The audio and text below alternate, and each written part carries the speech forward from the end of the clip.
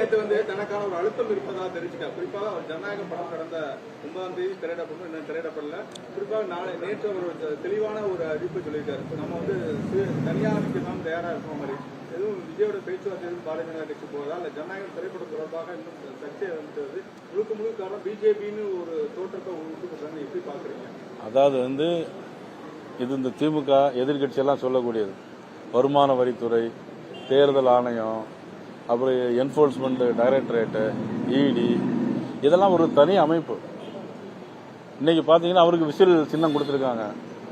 அப்ப எப்படி நாங்க ஆதரவோடு கொடுத்தோமா? இதே மாதிரி தான் எல்லாம். அதாவது இண்டிபெண்டன்ட் பாடி.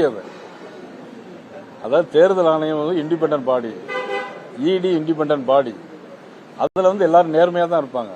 அதுல ஏதாவது குறைகள் இருந்தா அது அவங்கள்ட்ட தான் கேட்கணும் தவிர பிஜேபிக்கு அதுக்கும் எந்த விதமான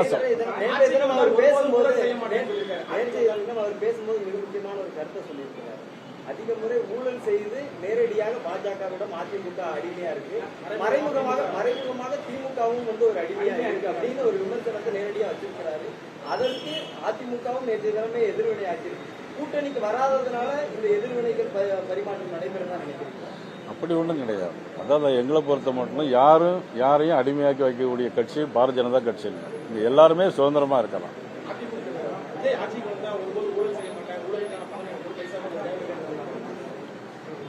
அந்த கட்சி ஆரம்பிச்சிருக்காங்க. நான் பலமுறை சொல்லியிருக்கேன். இன்னொரு கவுன்சிலர் கூட ஆகல, ஒரு 2 எம்எல்ஏ கூட இல்ல.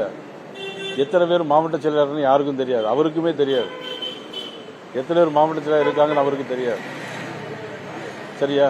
எத்தனை பேர் போட்டி போடுவாங்கன்னு தெரியாது. எத்தனை பேர் அது நம்ம ஒன்றும் செய்ய முடியாது. அவரு போட்டியிடட்டும், அதுக்கு நம்ம ஒன்றும் செய்ய முடியாது. அவர் போட்டியிட பத்தி நமக்கு ஒன்றும் ஆட்சேபனை இல்லை. பிஜேபி அவரோட பேச்சுவார்த்தை நடைபெறுவதா? நீ கூடுதலா இப்ப இதுவரை ஒரு அலைன்ஸ் பாரத பிரதமர் தலைமையில ஒரு அலைன்ஸ் பண்ணிட்டீங்க. அடுத்த கட்டமா தேர்தல் ஒரு வாரம் தெரியும். இது எப்படி விஜயோட நிலைமை எப்படி? இல்ல ஒரு அழுத்தம் கொடுத்து அவரை பிஜேபி எழுப்புற மாதிரி பண்ணிட்டு இருக்க மாதிரி சொல்றாங்க அப்படின்னு. நான் இதுவரை அழுத்தம் கொடுக்க வேண்டிய அவசியம் கிடையாது. அது அவர் எதை நினைச்சு அழுத்தம்னு சொல்றாருன்னு தெரியல. திமுக ஆட்சியை விட்டு அகற்ற வேண்டும் சொல்லக்கூடிய கட்சிகளை ஒரு முறை என்னுடைய விருப்பம் அது. திமுக தீய சக்தி, அதிமுக ஊழல் சக்தி, பாஜக பத்தி விஜய் அவரும் இப்பதானே சொல்லியிருக்காரு அடிமைகளை கட்சின்னு சொன்னாரு. அதிமுகவை தான் சொல்லி எதிர்வினையாற்றிருக்காங்க, பாஜகவை எதுவுமே சொல்லல. திமுக தீய சக்தி, அதிமுக ஊழல் சக்தினாரு, பாஜகவை பத்தி எதுவும் சொல்லல. இங்க ஊழல் கிடையாது, இது தீய சக்தி கிடையாது, அதனால அவர் சொல்லல. முதலமைச்சர் விஜய்